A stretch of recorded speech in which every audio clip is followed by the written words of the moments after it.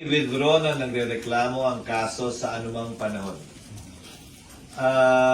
Sa kaso ng Kongreso, it has to be withdrawn by more than 2/3 para hindi umabot dun sa 1/3 requirement.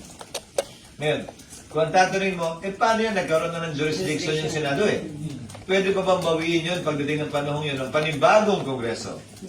Isang bagay yan na pagpapasyahan ng impeachment court pagdating ng panahon by a majority vote if they disagree with the ruling of the presiding officer. But your question was, I take it, pwede bang gawin yan ng Kongreso? Yes, they can do that.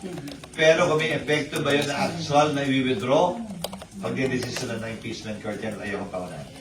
So possible, sir, na kahit i-withdraw, kung mag-decide yung Senate na ituloy, Once pending na sa korte, lahat ng gagawin ay desisyon na ng korte. Hindi pwedeng pagpasya ng isang panig lamang.